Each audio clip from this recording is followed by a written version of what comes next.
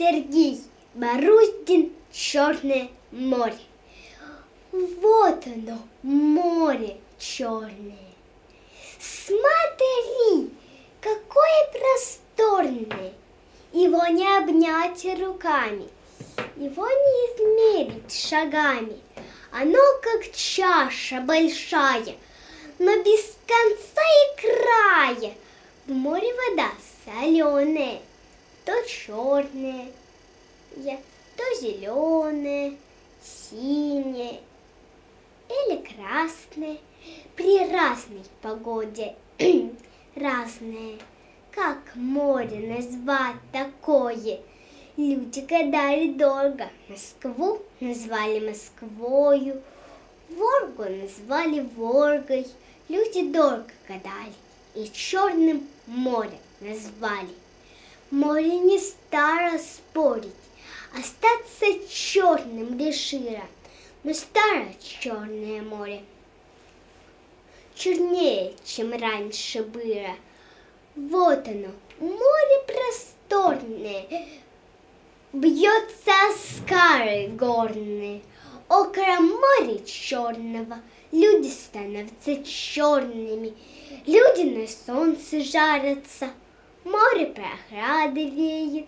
Здесь старики не старятся, здесь малыши взрослеют.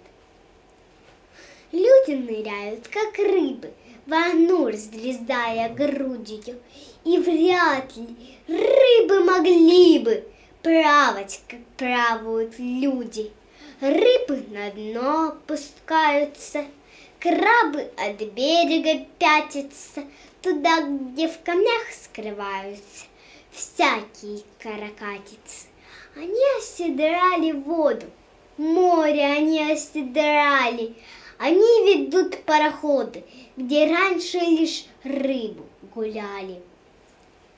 И даже в морской пучине подводные лодки мчатся, таращат глаза дельфины, людей повстречать боятся.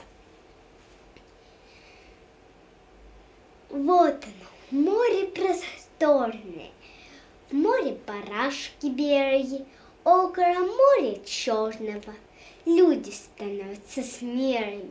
Солнце в море садится, волна вздымается глыбой, а людям и в шторм не сидится, а людям ночью не спится.